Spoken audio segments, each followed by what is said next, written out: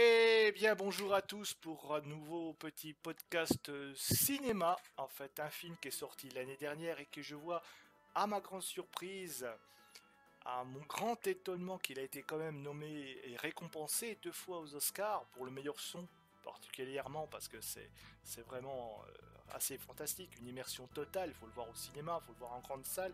Et c'est Le Mans 66 de James Mangold. Pourquoi je voulais vous en parler? Parce que pour moi, c'est un film qui... Oui, un film de bagnole, c'est vrai, mais pas n'importe quelle bagnole, bon Dieu.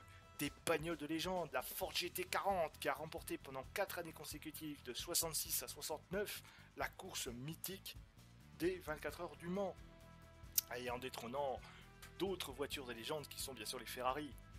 C'est un film américain réalisé par James Mangold, donc, avec dans les rôles de titre Matt Damon, Christian Bale. Le pitch, c'est tout simple, c'est Le Mans 66, une adaptation du livre Go Like Hell, Ford Ferrari and the Battle for Speed and Glory at Le Mans, d'A.J. Ben. Oui, je sais, le titre est assez long. Par contre, le film s'écarte quand même de la vérité historique, qu'il revisite pour en faire une histoire à succès. Oui, donc un film de bagnole, un film qui ravira donc les amateurs du genre, des courses automobiles à l'ancienne, des voitures de légende. Ouais, alors ce film, ça pue le cambouis, on sent l'asphalte qui crie sous la gomme, on vibre avec les rugissements des moteurs. Et dès les premières minutes de film, on est porté par un rythme qui vous entraîne tout le long des 2h30 que dure le métrage et que l'on ne voit pas passer. Pour moi, les scènes de course sont vraiment spectaculaires, bien filmées, avec de superbes effets de vitesse. Et surtout, un moment avec la pluie, ça renforce cette impression et plus d'une fois vous allez vous retrouver sur votre siège en train d'écraser un accélérateur imaginaire. Donc comme je vous ai dit, on plonge aussi dans l'univers impitoyable de l'industrie du sport automobile, avec des luttes d'argent, de business, qui cohabitent souvent mal avec la passion. Et ce qui était vrai un peu... ce qui est vrai aujourd'hui, l'était encore plus hier. Et ça, on voit un petit peu les coulisses de toutes ces courses, entre ces passionnés, entre ces requins qui préfèrent le fric à la course. Bref, on sent cette tension qu'il y a dans ce monde, dans ce milieu.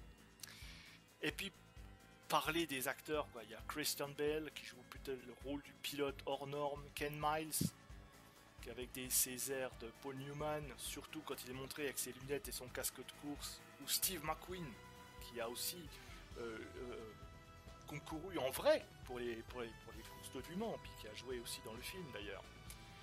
Non, c'est un film, pour moi, c'est un film dans lequel on s'ennuie pas une seconde. La bande originale très rock des 60s colle bien à l'atmosphère générale du film.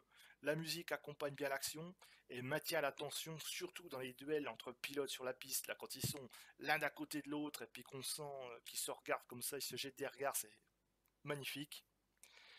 Alors pour moi, je vous conseille ce film, c'est un très bon film. Si vous aimez, enfin si vous kiffez les courses automobiles, les vieilles mécaniques de légende, vous allez adorer. Ces 2 Oscars qu'il a gagné pour le son, franchement c'est mérité. Allez voir Ford versus Ferrari, allez voir ce film.